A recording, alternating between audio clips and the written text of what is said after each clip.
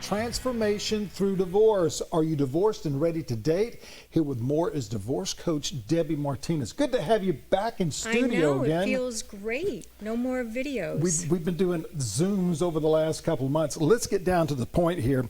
Is there a set time for people to start dating after divorce?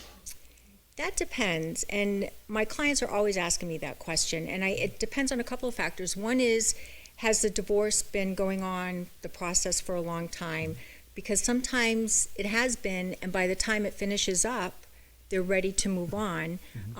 But if it's very sudden and the rug's been pulled out from under them, there's a lot of things that go into play with starting to date. And one is, you have to absolutely feel that you're ready.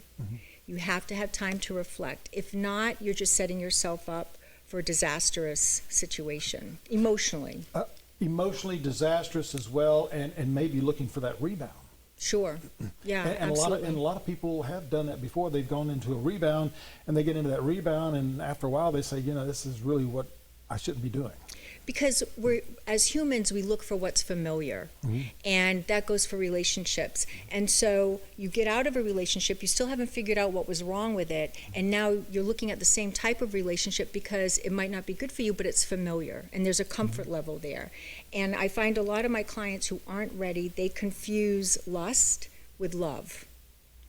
And they get in. There's a difference, isn't there? There's a huge difference. Yeah. And then they're like, oh no, you know, they're smitten, and sure. You know, and then I'm saying, no, lust is different than love. And don't confuse the person saying to you, oh, I love being with you, I like being with you, you make me feel so good. That doesn't mean that that person is really into you or loves you. That means that they like what you do for them. Yeah.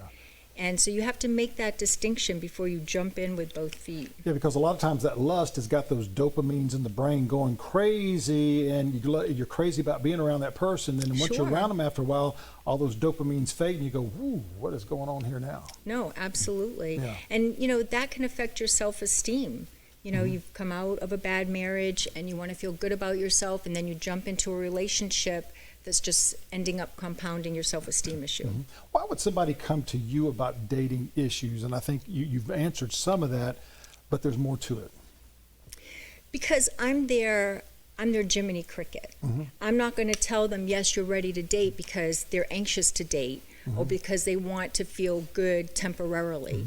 I'm there to guide them and say, okay, have you done self-reflection? Have you figured out what you want in a relationship moving forward? What are your deal breakers? And I make them write all these things out, and I hold them accountable for that. So if one of their deal breakers is, I'm not going to date someone who smokes, and then they come back the next session and they say, oh, I've met someone and he smokes, I hold them accountable.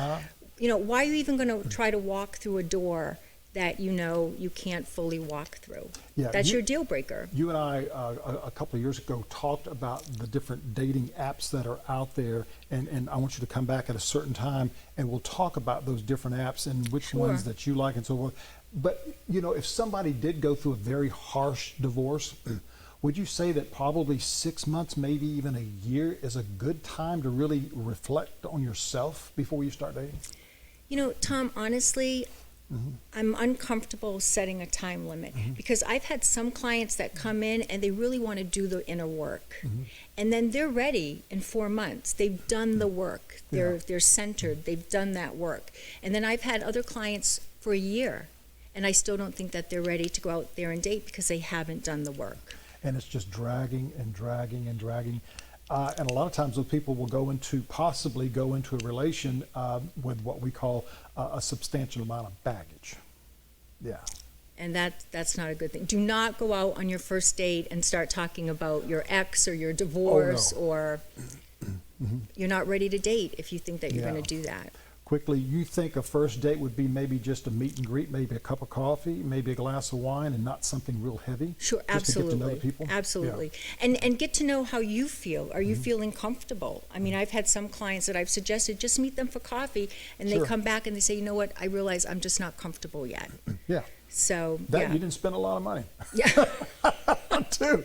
I'm not trying to be cheap, but I mean, really, to spend not only the money but the invested time. Right, and I was going Yeah. to say, the Yeah. time is probably more important yeah. than the money, because you're Yeah. sitting there and you're realizing, I got to get through an entire dinner, Yeah. and I'm just not ready for Yeah. this. If people want to get in contact with you, how do they do that? They can call me, 305-984-5121. A lot of people don't realize you have clients all over the country and in foreign countries as well. Correct. Which is very interesting there. Thank you so much for Oh, being no, back in the studio and thanks. on the Glad show. to be back. We've got more Low Country Live in just a moment. Stay with us.